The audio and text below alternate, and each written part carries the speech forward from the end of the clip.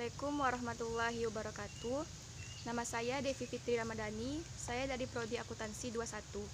Di sini saya akan membahas mengenai bab 4 dan bab 5, yaitu bab 4 mengenai manajemen strategik dan bab 5 mengenai manajemen kewirausahaan. Dan pertama saya akan membahas mengenai manajemen strategik. Rencana strategi dan rencana operasi. Rencana strategi atau Renstra adalah rencana yang didesain untuk memenuhi sasaran organisasi secara luas.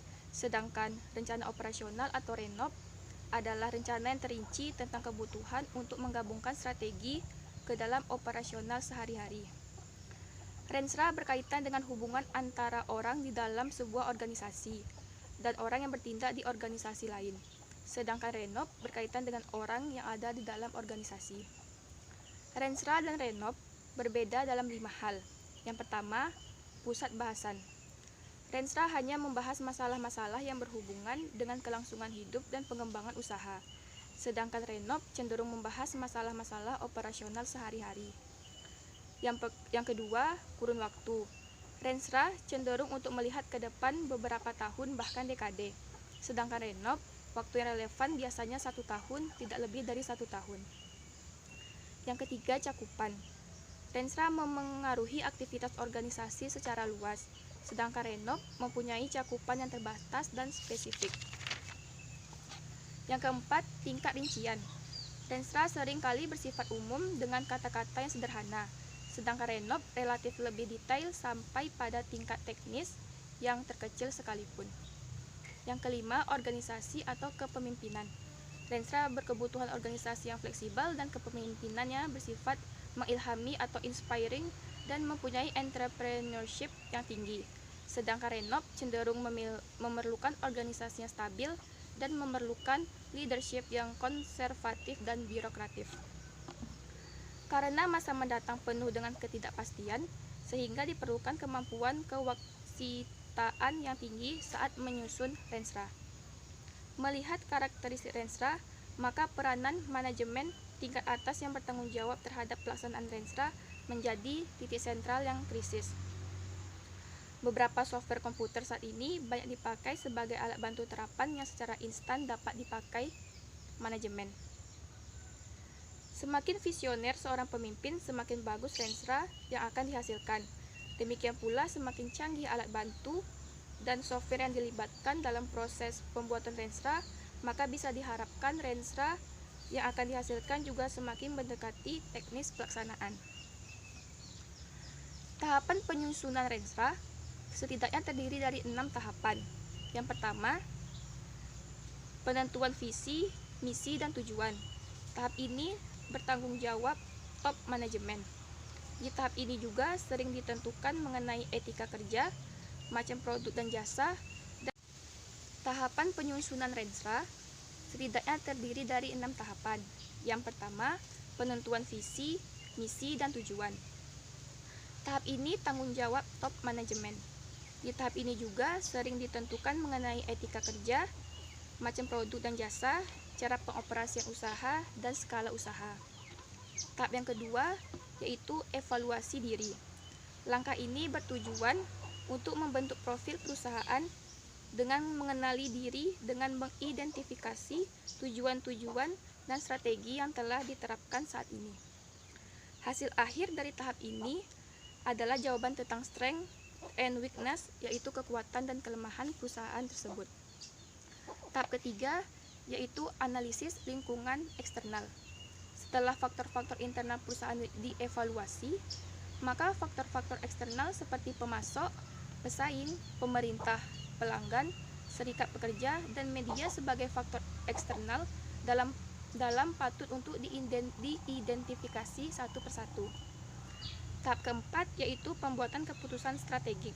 Setelah terkumpul dan terjawab masalah-masalah seperti kelemahan yaitu strength dan kelemahan yaitu weakness dan kelebihan yaitu strength, serta opportunity atau peluang dan threat, maka tibalah dipilih alternatif strategik yang terbaik dalam arti pilihan strategik yang mendapat manfaat yang paling besar.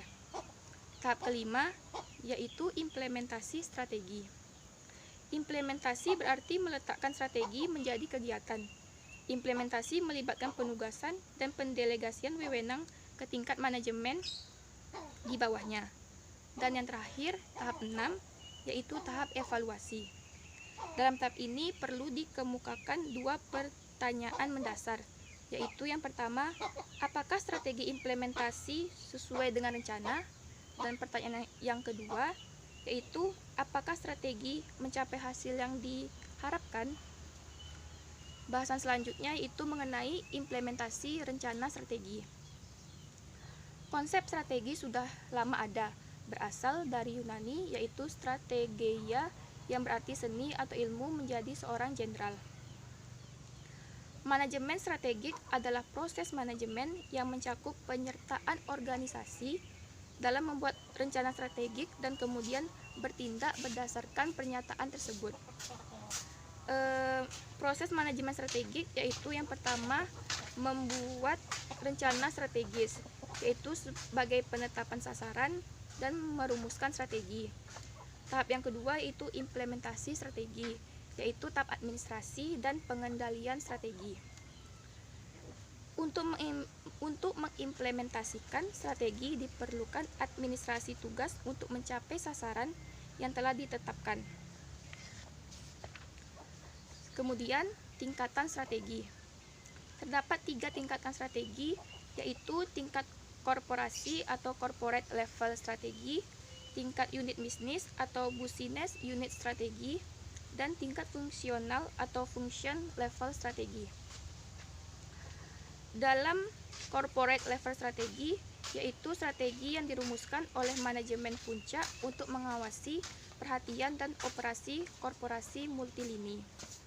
Dalam level strategi korporasi, pertanyaan yang biasa diajukan yaitu seperti bisnis apa yang harus ditekuni oleh perusahaan, apa sasaran dan harapan dari bisnis tersebut, bagaimana pengalokasian sumber daya untuk mencapai semua sasaran tersebut. Yang kedua, business unit strategi adalah strategi yang dirumuskan untuk mencapai sasaran bisnis tertentu, juga disebut sebagai lini bisnis. Strategi jenis ini merupakan breakdown untuk masing-masing unit usaha atau masing-masing lini bisnis.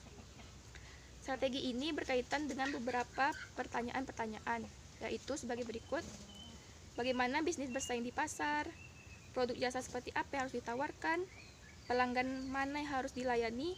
Dan bagaimana mendistribusikan sumber daya dalam bisnis? Yang ketiga, yaitu fungsional level strategi. Strategi yang dirumuskan oleh bidang fungsional khusus dalam suatu usaha untuk melakukan strategi bisnis unit. Selanjutnya, hambatan perencanaan yang efektif. Hambatan untuk perencanaan yang efektif berasal dari dalam dan dari luar perusahaan. Ketidaksediaan dan ketidakmampuan perencanaan serta penolakan karyawan terhadap perubahan.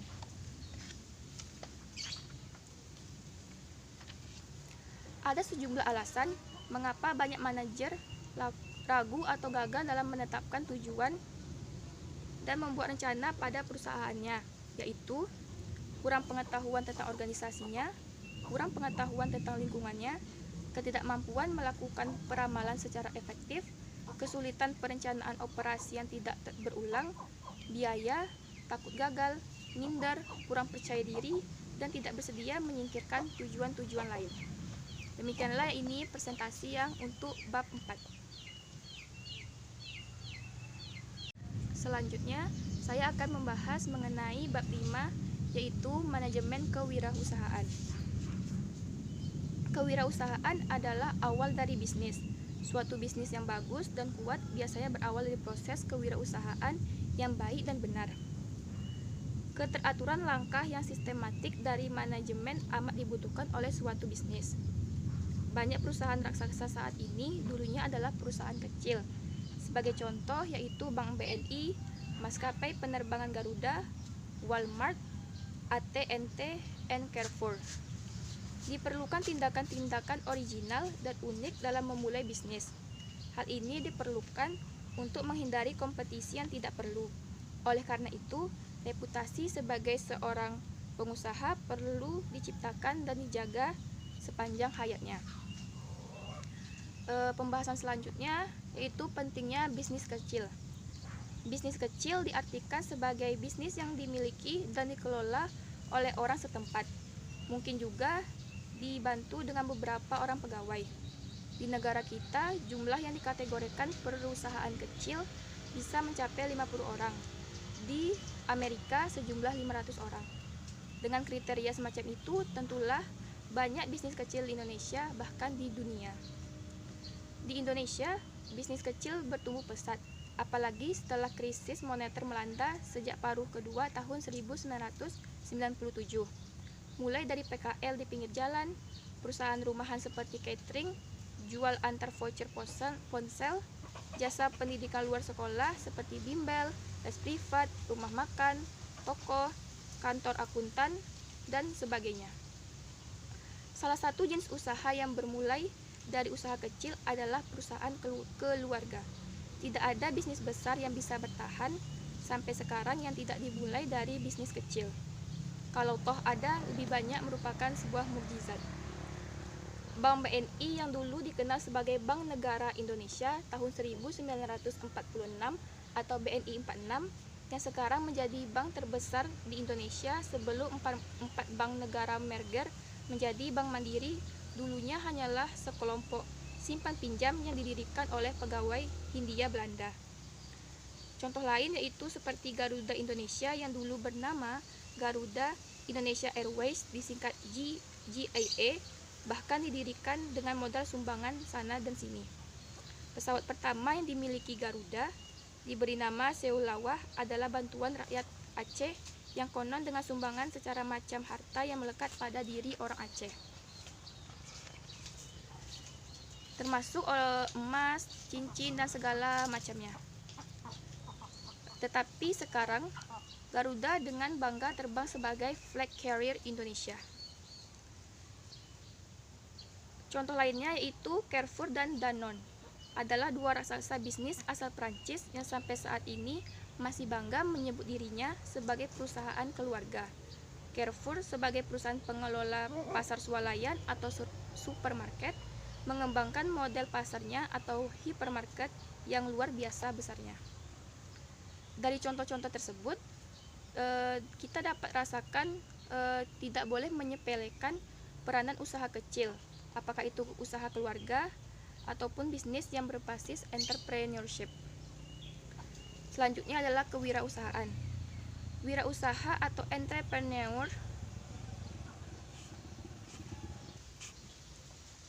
Bahasan selanjutnya adalah kewirausahaan.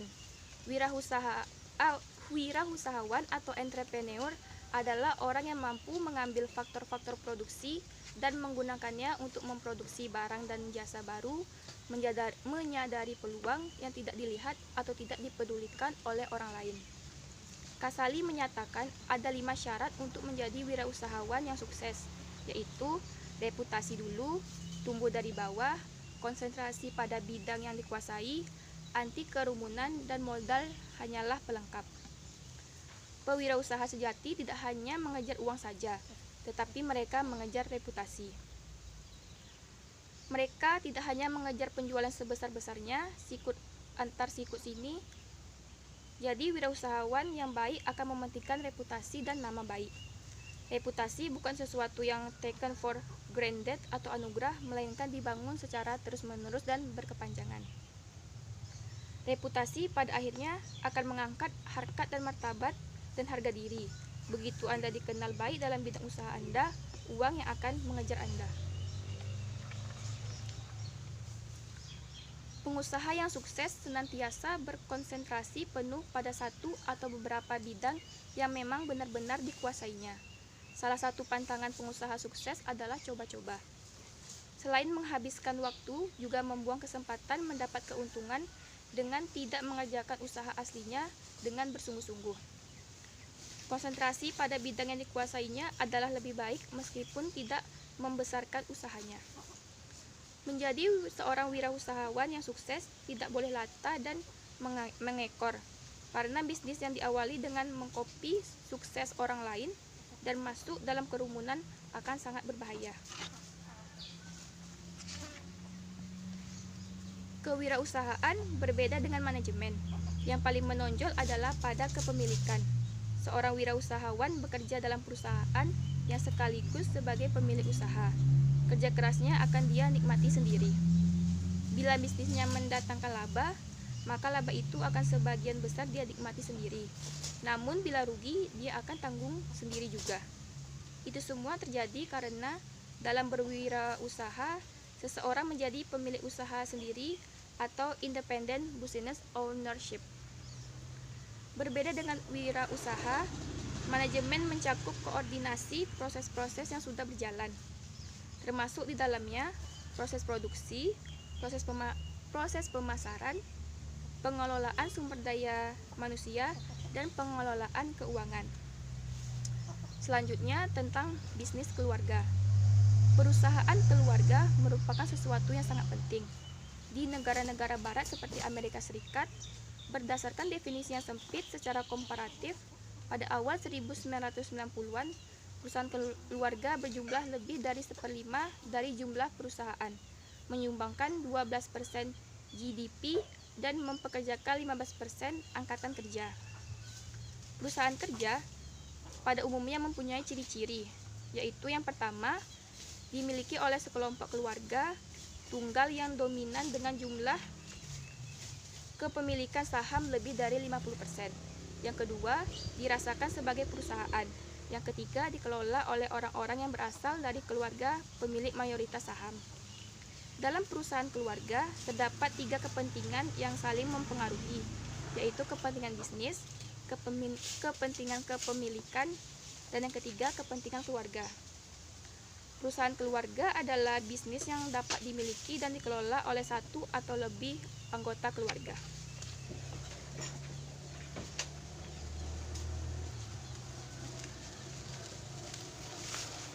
Dari hasil sensus ekonomi Indonesia tahun 2016, terdapat 16.426.933 perusahaan yang ada di Indonesia. Jumlah perusahaan yang dapat digolongkan sebagai perusahaan keluarga adalah 82,44%.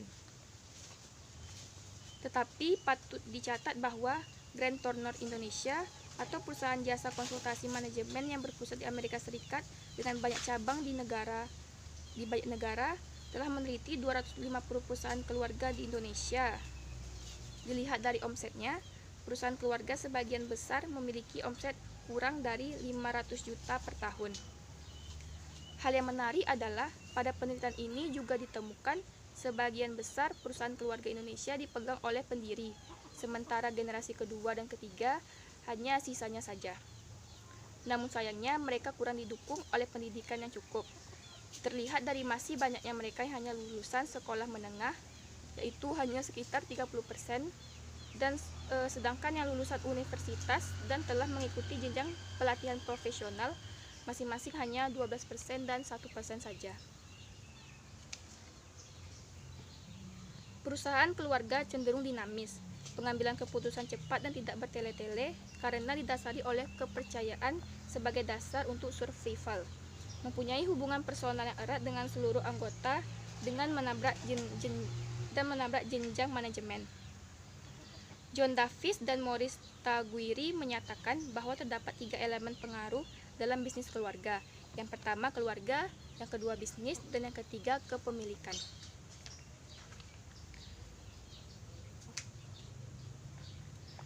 Kemudian memperbarui bisnis. Perubahan bersifat konstan di dalam maupun di sekitar organisasi. Setelah perusahaan yang didirikan oleh para usahawan berdiri tegak, menjulang, menjajah, dan menggurita, lalu perusahaan menjadi besar, tinggi, dan lamban. Tidak ada lagi kreativitas dan inovasi, yang ada hanyalah rutinitas yang birokratis dan tidak fleksibel. Salah satu gejalanya adalah saat ini perusahaan dipimpin oleh manajer-manajer yang dulunya karyawan yang ikut sang wirausahawan. Di atas banyak yang kikuk berlaku sebagai seorang manajer. Hambatan-hambatan ini menyebabkan bisnis yang dibangun dari bawah memerlukan kiat khusus untuk terus senantiasa dapat mengembangkan bisnisnya. Untuk memadukan hal itu, akhir-akhir ini dikembangkan pola intrapreneurship sebagai kelanjutan dari entrepreneurship. Di dalam intrapreneurship, setiap karyawan diajarkan bagaimana menjadi seorang wirausahawan dalam status sebagai karyawan perusahaan. Salah satu perusahaan yang telah sukses mengembangkan intrapreneurship adalah DuPont, yaitu penciptaan umpan udang baru yang idenya berasal dari karyawan yang menyukai udang. Jadilah penemuan tersebut sebagai bisnis yang bernilai jutaan dolar. Demikian ya penjelasan saya mengenai bab 5 dan yang sebelumnya bab 4. Saya Devi Fitri Ramadhani, mohon maaf apabila ada kesalahan. Assalamualaikum warahmatullahi wabarakatuh.